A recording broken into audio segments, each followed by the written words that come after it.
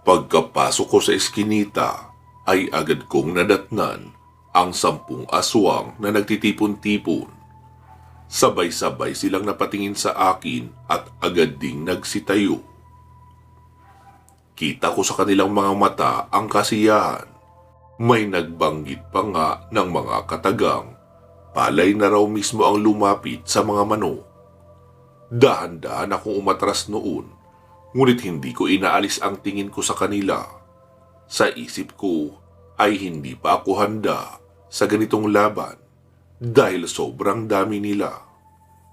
Habang umaatras ay naisip kong kaya ko pala silang bulagin, kaya agad akong nagdasal ng Infinito di Diyos habang patuloy sa pag-atras.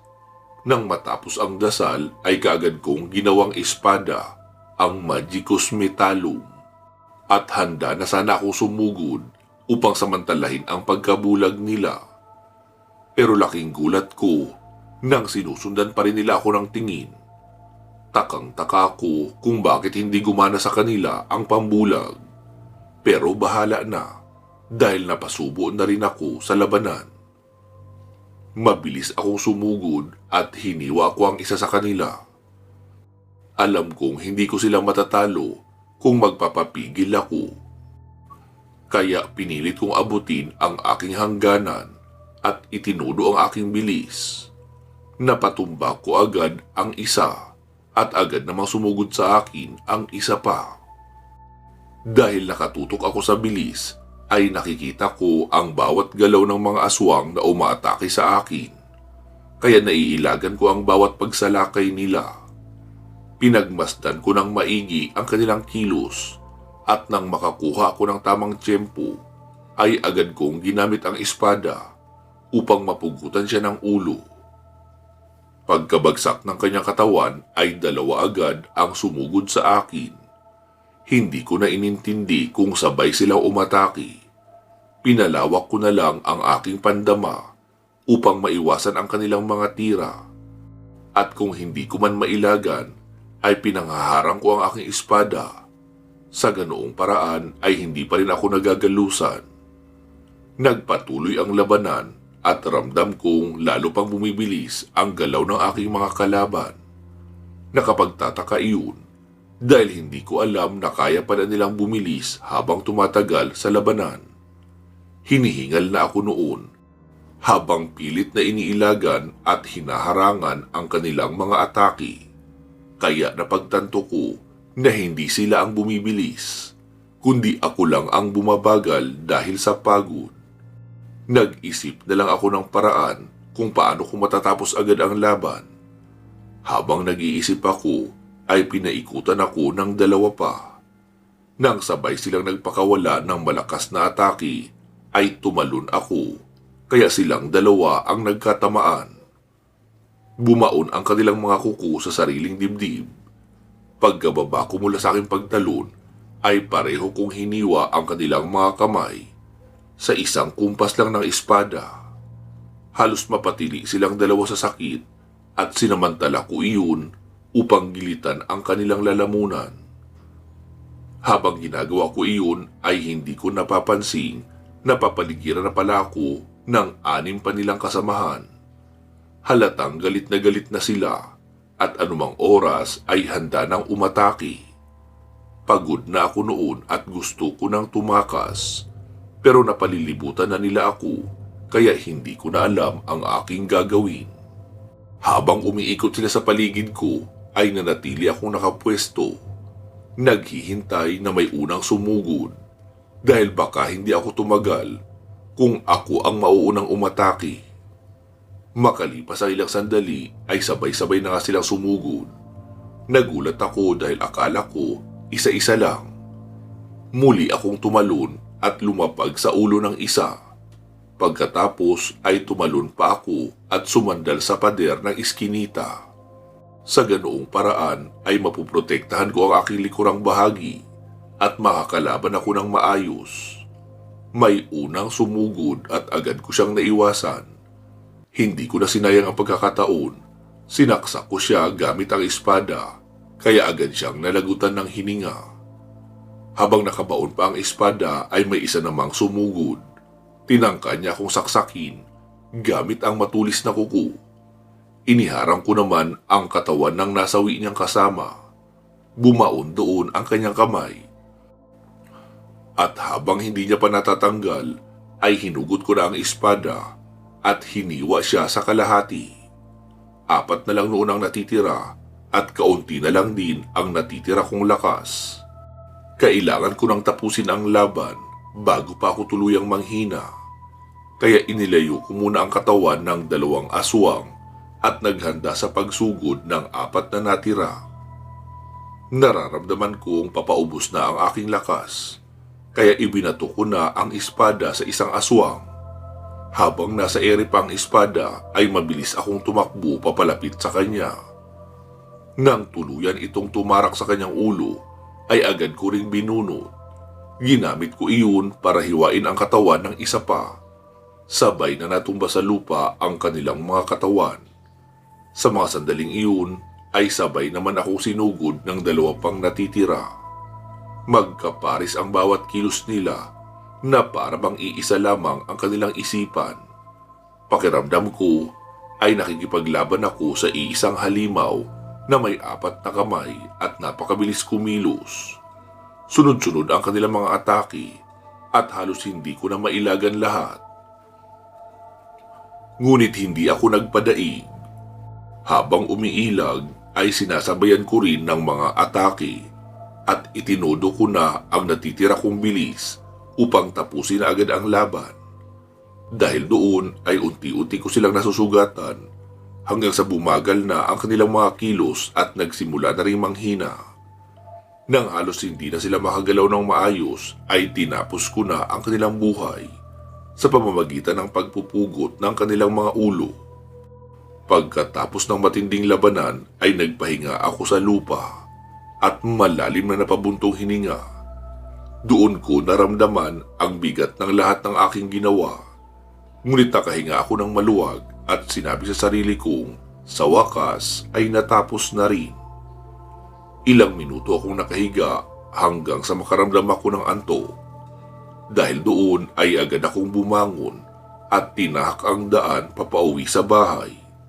Sigurado akong wala ng mga humahabol sa akin, kaya kampante na akong naglakad.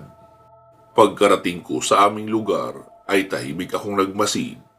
Baka kasi may makakita sa akin. At nang masiguro kung wala ng ibang tao ay pumasok na ako sa bahay. Agad akong dumiretso sa aking silid. At nang makahiga ako ay agad din akong nakatulog. Marahil ay dahil na rin sa sobrang pagod mula sa labanang nangyari. Kinabukasan pagkagising ko ay nakapagtataka dahil hindi ako tinalakan ni nanay. Tahimik lang siya na naghain ng agahan at hindi niya ako ginising kaya nanibago ako. Ano kaya ang nangyayari sa kanya? Napipi na kaya siya? Tanong ko sa aking isipan. Habang kumakain kami, ay nanatili kaming tahimik ni nanay. Ni isang salita ay wala akong narinig mula sa kanya. Hanggang sa matapos ang pagkain ay wala pa rin siyang ginagawang ingay. Ano kaya ang nakain niya? Bulong ko sa aking sarili. Hindi ako sanay sa ganitong katahimikan. Kaya matapos kong kumain ay agad akong bumalik sa aking silid. Pagkapasok ko ay hindi ko napansin na sinundan na pala ako ni nanay. Diretso siyang nagtungo sa aparador at agad niya itong binuksan. Halata sa kilos niya na hindi siya mapakali, para bang may hinahanap. Kinabahan ako dahil naroon sa aparador ang aking mga gamit, pati na rin ang ilang mumunting aklat. Ilang minuto siyang naghalungkat hanggang sa tuluyan siyang tumigil. Isinarado niya ang aparador at saka tumingin sa akin. Ipinakita niya ang puting tela, Magicus Metallum at ang 2 maliliit na libreta. Pagkatapos ay tinanong niya ako kung saan galing ang mga iyon. Nataranta ako noon at hindi agad nakasagot. Ngunit kahit ganoon ay pilit ako nag-isip ng paraan upang maitago sa kanya ang aking ginagawa. at hindi niya mabunyag ang aking sikreto. Sinabi ko kay nanay na napulot ko lang ang mga iyon, ngunit hindi siya naniwala at galit niya akong sinigawan. Nagsisinungaling daw ako dahil hindi ako makatingin sa kanyang mga mata. Pinilit kong ipaliwanag na totoo ang aking sinasabi at napulot ko lamang iyon, ngunit lalo pa siyang nagalit. Iginiit niyang hindi niya ako tinuruan na magsinungaling at maglihim. Pagkatapos ay sumeryoso siya at inutusan akong sabihin ang totoo. Sa kabila ng lahat ay mariin ko pa ring ipinilit na napulot ko lang talaga ang mga iyon. Lalong nagalit si nanay noon at itinapon ang mga bagay na hawak niya. Pagkatapos ay umupo sa higaan at nagsimulang umiyak. Nagtaka naman ako kung bakit ganoon ang naging reaksyon niya at hindi ko maintindihan ang dahilan ng kanyang pagluha. Sinabi ni nanay na wag raw ako magsinungaling dahil alam niya ang tungkol sa mga bagay na iyon. Dagdag pa niya, hindi lang niya napansin na suot ko pala ang medalyon kaya hindi niya ako sinisita noon. Napatingin ako sa suot kong medalyon na gaya ng nakasanayan ko ay agad kong itinago sa aking damit upang magmukha lamang isang pangkaraniwang kwintas. Sinabi niya na ang suot kong medalyon ay ang Infinito de Diyos at ang bagay na inihagis niya kanina ay ang Magicus Metallum habang nakaturo siya roon. Nagtaka ako kung bakit alam niya ang pangalan ng mga iyon. Marahil ay nabasa niya sa aking munting aklat. Ngunit sa ipinapakita niyang kilos ay para bang lubos ang kanyang kaalaman tungkol sa mga bagay na ito. Humingi ako ng tawad kay nanay dahil nagsinungaling ako at ipinaliwanag ko na ibinigay sa akin ang mga bagay na iyon ng isang matandang babae na aking iniligtas mula sa mga magnanakaw.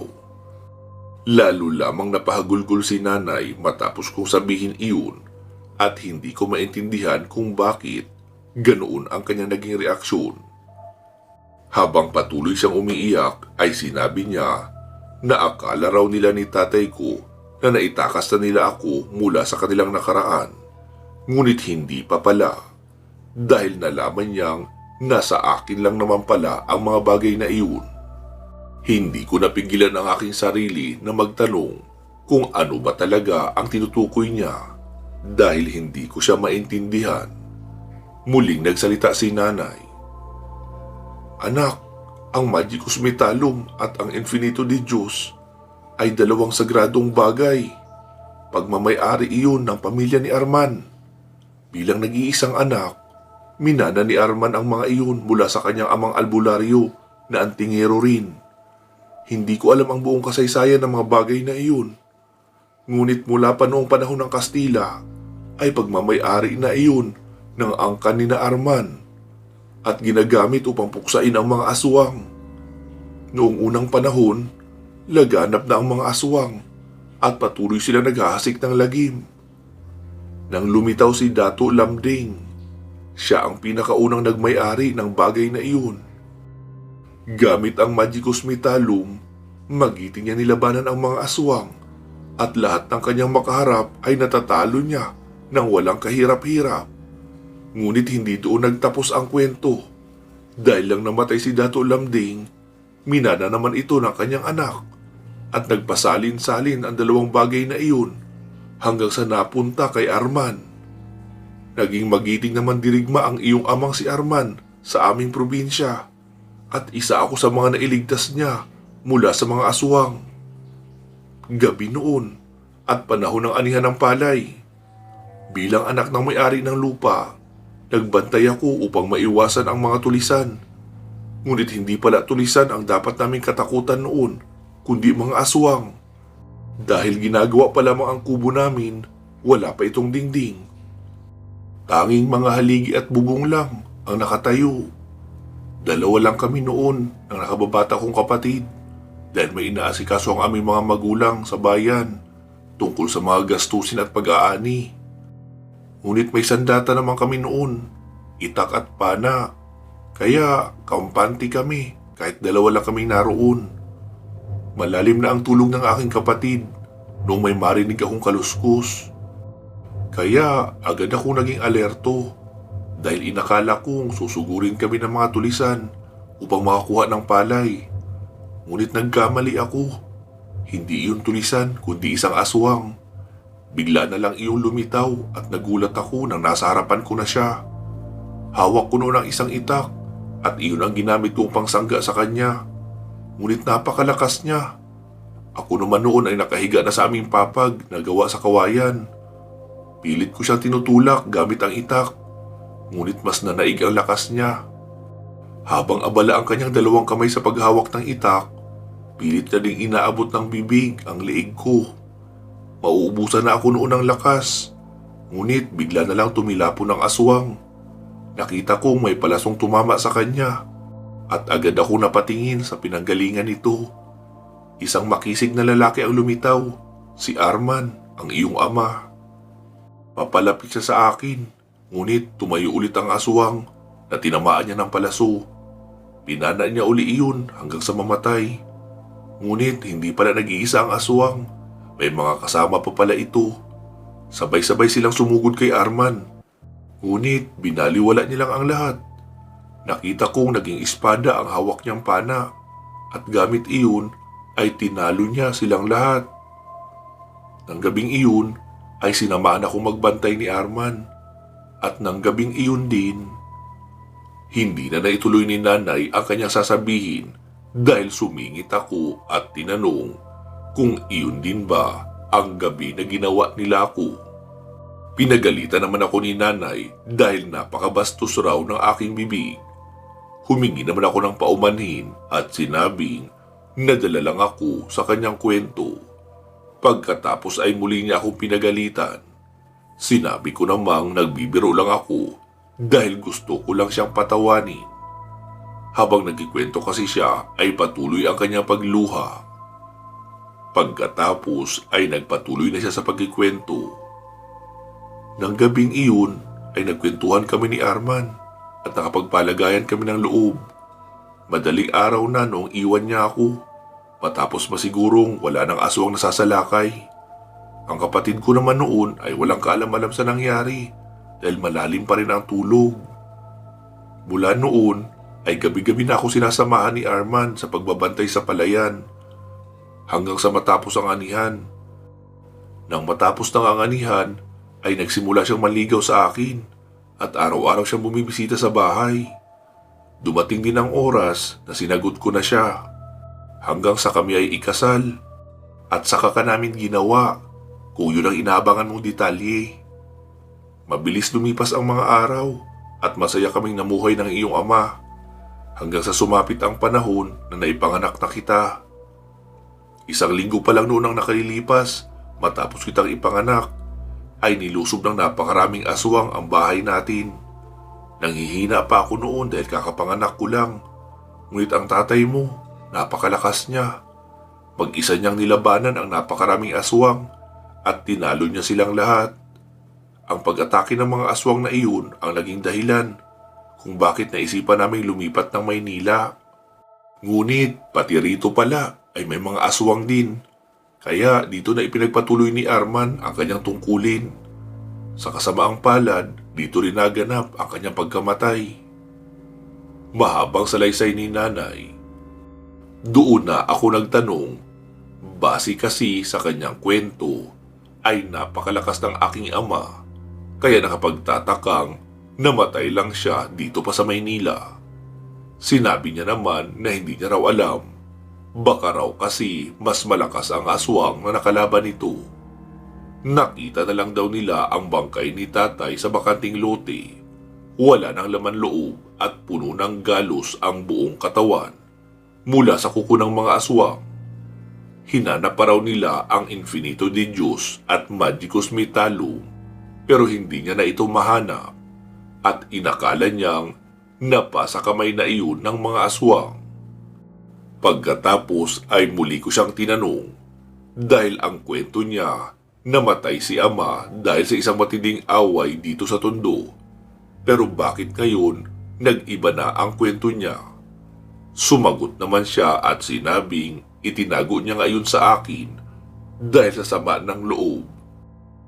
At baka raw pag sinabi niya iyon sa akin ay bigla ko na lang hanapin ang aswang na kumitil sa buhay ng aking ama. Ayaw raw niya iyon at lalong wala raw kasing balak na ipamana sa akin ng aking ama ang kanyang tungkulin dahil gusto niya akong mamuhay ng normal. Bagay na hindi dito naranasan dahil sa kanyang tungkulin. Kaya kasabay raw ng katawan ng aking ama, ibinaon niya rin sa hukay ang buong katotohanan. At pinaniwala akong namatay ang aking ama dahil sa pakikipag-away. Pero ikinagulat raw niya ang nalamang balita tungkol sa isang dalagang nakikipaglaban sa mga aswang. Kaya binantayan niya raw ang mga kilos ko at kagabing araw ay nakita niya akong umalis. Naghinala raw siya noon kaya kinalkal niya ang aking mga gamit at laking gulat niya nang makita ang dalawang munting libro na tungkol sa Magicus Metallum at Infinito de Dios. At nang mga sandaling iyon ay bumalik sa kanya ang masamang alaala tungkol sa mga aswang. At hindi ako makapaniwalang nasa akin ang Infinito de Dios at Magicus Metallum na dating pagmamay-ari ng aking ama. At mukhang hindi siya nagtagumpay sa paglalayo sa akin sa aking tadhana. Hindi ako nakapagsalita noong mga sandaling iyon at tahimik lang ako nakikinig kay nanay. Ngunit kalaunan ay tumigil na rin siya sa pagsasalita at tuloy-tuloy na lamang ang kanyang pag-iyak. Kaya niyakap ko siya upang pakalmahin at kahit papaano ay maibsan ang bigat na kanyang nararamdaman. Hiniling ni nanay na itigil ko na ang anumang ginagawa kong paglaban sa mga aswang tuwing gabi. Ngunit mariin kong ipinaalala sa kanya na siya rin mismo ang nagsabi na ito ang nakatakda kong tadhana. At ito ay matagal ng bahagi ng sinumpaang tungkulin ng aming angkan. Kaya't hindi ko ito kayang talikuran. Napabuntong hininga na lamang si nanay. Aminado siyang wala siyang magagawa. At kahit gaano pa niya sinikap na itago ang lahat, lumitaw pa rin ang katotohanan. Tadhana na mismo ang nagbukas ng daan upang mapasakamay ko ang mga bagay na iyon. Naisip ko ang nabanggit niya kanina at muling nagtanong, "Nay, ayon po sa kwento mo, yung una kayong nagkakilala ni tatay ay nagagawa niyang gamitin ang Magicus Metallum bilang pana. May ideya po ba kayo kung paano niya iyon nagagawa?" Sabi naman ni nanay na minsan niya rin iyong naitanong kay tatay. Tanging ang sagot lang na nakukuha niya, nagagawa raw iyon dahil sa pakiramdam. Subalit aminado rin siyang iyon ang bahaging hindi niya kailanman lubos na naunawaan. Ipinaliwanag ko na unti-unti ko nang nauunawaan ang tungkol sa pakiramdam. Noong una kong nailabas ang espada, nakadama ako ng matinding takot para sa aking buhay. Tinandaan ko ang damdaming iyon at mula noon ay nagagawa ko ng palaging palabasin ang espada.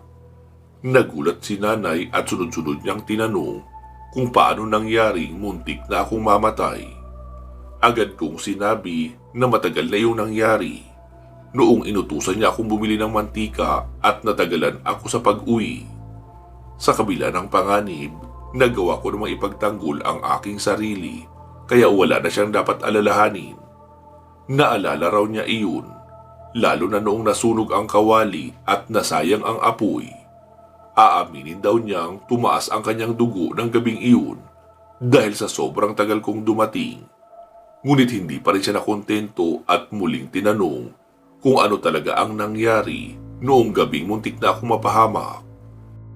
Ikinuwento ko na binato ako ng balisong ng magnanakaw na nakalaban ko noon. Ang parehong taong nabanggit ko na minsang bumalik para maghiganti. Hindi na ako nakailag kaya pumikit na lamang ako habang mahigpit na hawak ang Magicus Metallum. Sa isang iglap ay nagbago ito at naging espada. Umiling si nanay at sinabing mag-ingat na lamang ako palagi. Iyon lamang daw ang kaya niyang ipayo dahil hindi rin niya magagawang pigilan ang itinakdang tungkulin para sa akin. Naisipan kong itanong kung noong nabubuhay pa si tatay ay may nabanggit ba siya tungkol sa isang grupo na tumutugi sa mga aswang.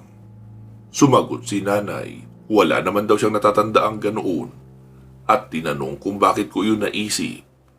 Ikinuwento ko kay nanay ang nangyari noong isang gabi.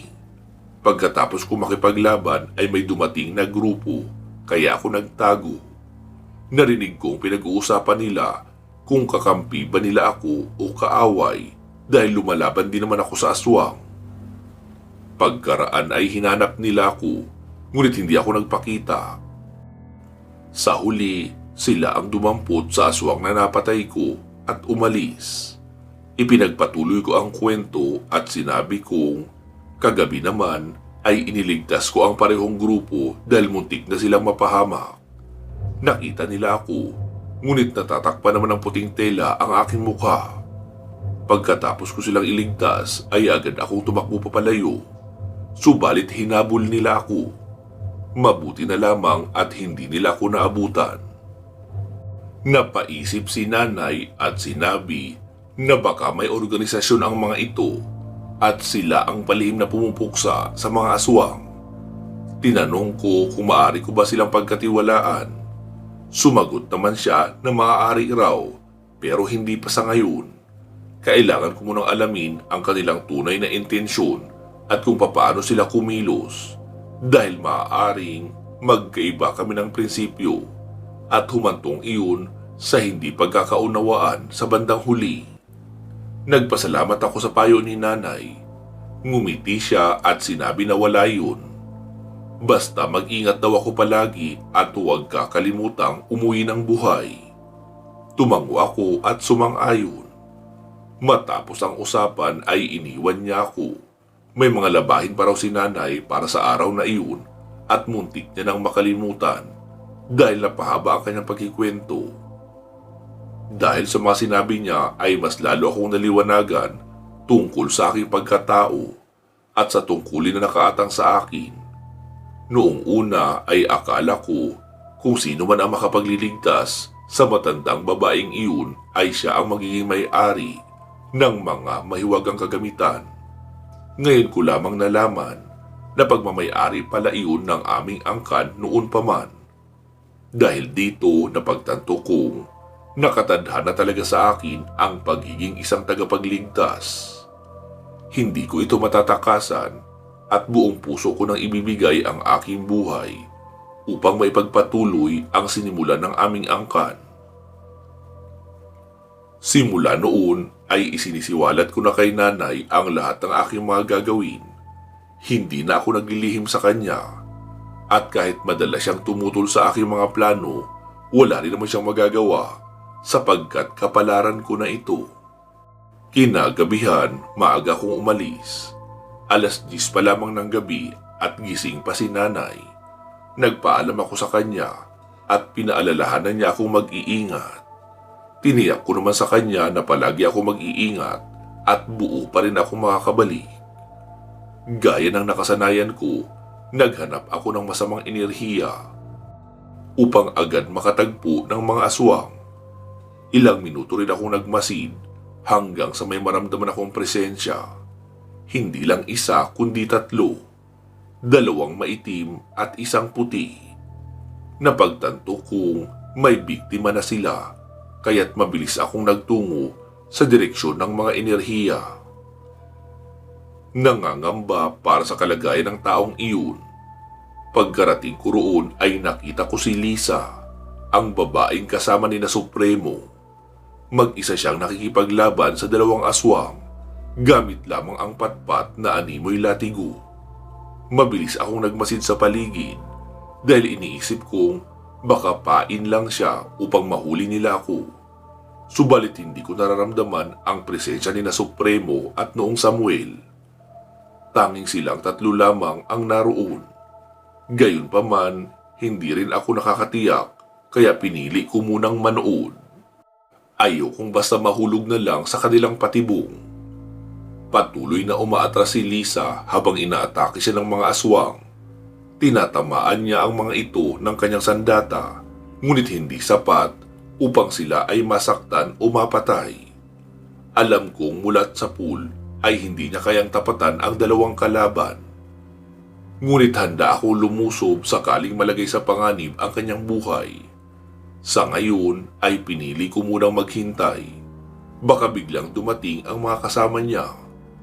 Habang pinagmamasdan ko ay napansin kong wala nang maaatrasan si Lisa sapagkat nakasandal na siya sa pader. Ang dalawang aswang naman ay tuloy sa pag-abante at tila handa nang tapusin ang buhay ni Lisa.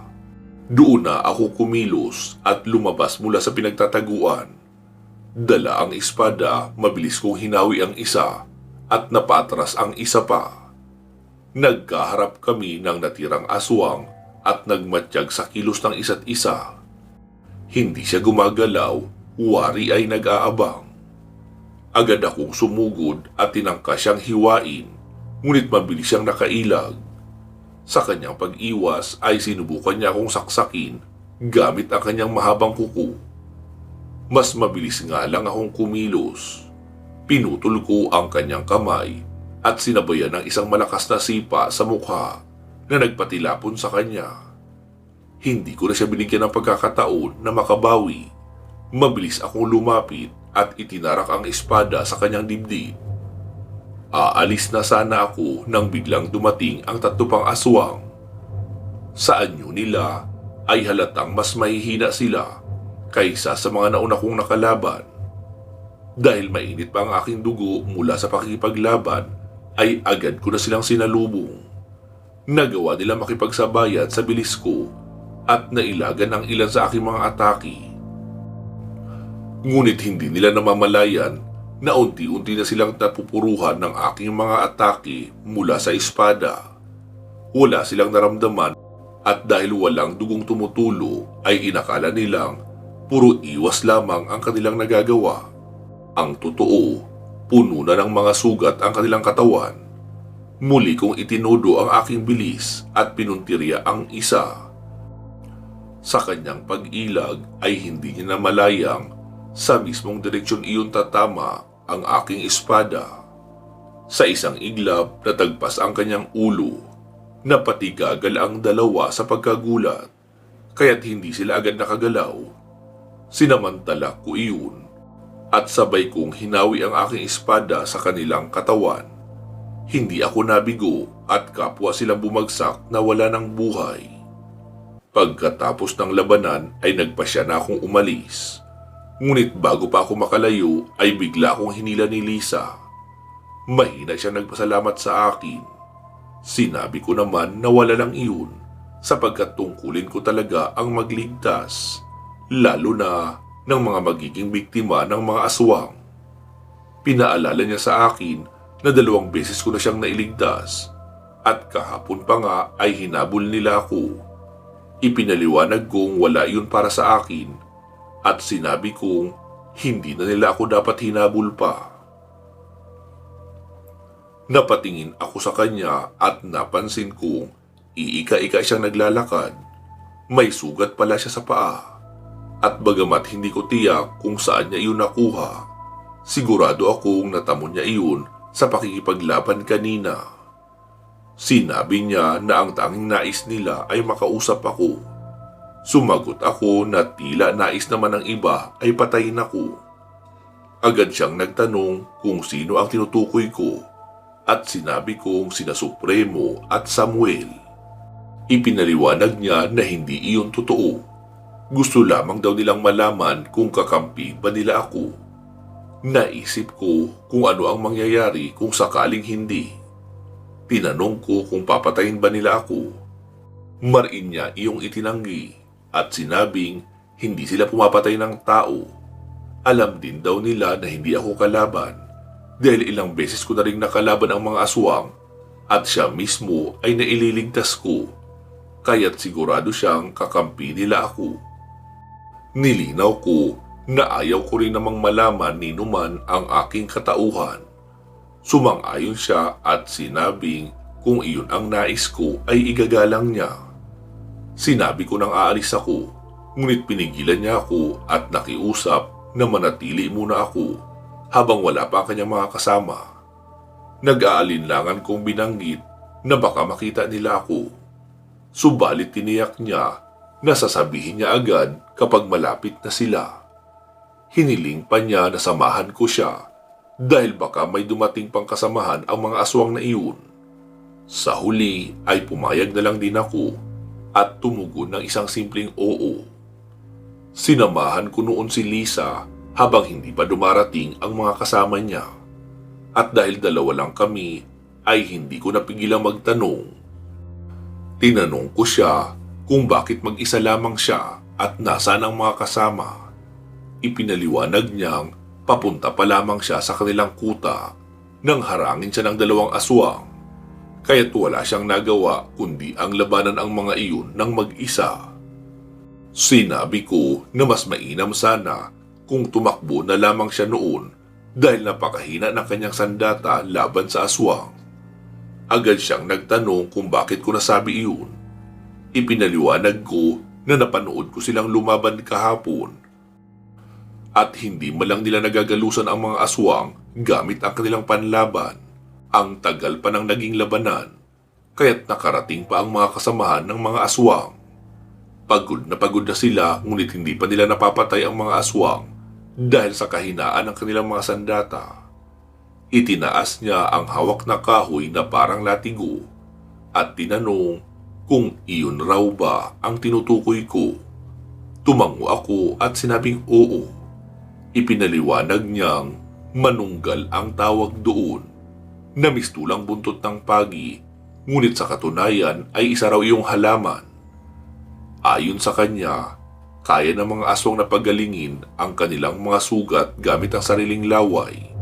Ngunit ang sugat na dulot ng manunggal ay hindi naghihilom, kaya ito ang ginagamit nila sa pakikipaglaban. Sinabi ko na sa tingin ko ay hindi pa rin mabisa ang paraan nila at para bang inilalagay lang nila ang kanilang buhay sa kapahamakan. Ipinaliwanag niya na hindi naman daw ganoon dahil dati ay marami silang gamit laban sa mga aswang tulad ng buntot pagi, mga itak at espadang yari sa tanso at pilak. Ngunit kamakailan lang sinalakay ang kanilang kuta. Maraming kasamahan niya ang namatay at halos lahat ng kanilang mga panlaban ay nasira sa pag-ataking iyon. Kaya't napilitan silang gumamit ng manunggal bilang pansamantalang sandata dahil madali itong makuha. Dagdag pa niya sa makalawa ay darating na ang mga bagong gamit na binili ng mga kasamahan nila at kasama rin doon ang maraming buntot ng pagi. Kahit kulang sila ng kagamitan ngayon, kailangan pa rin nilang lumaban upang ipagtanggol ang mahihina. Kaya't nagpapatuloy sila nakikipagsagupaan kahit alanganin pa ang sitwasyon nila. Sinabi ko na ikinalulungkot ko ang nangyari, ngunit tugon niya ayos lang iyon dahil hindi nasayang ang sakripisyo ng mga nasawi. Hindi pa tapos ang laban at ipagpapatuloy nila ito hanggang sa kanilang huling hininga. Kaya't natanong ko kung para saan ba talaga ang ipinaglalaban nila dahil hindi ko pa rin maunawaan kung bakit handa silang isugal ang kanilang mga buhay. Ikinuwento ni Lisa na lahat sila sa katipunan ay may kanya-kanyang dahilan kung bakit lumalaban. Lahat sila ay minsan ang nabiktima ng mga aswang.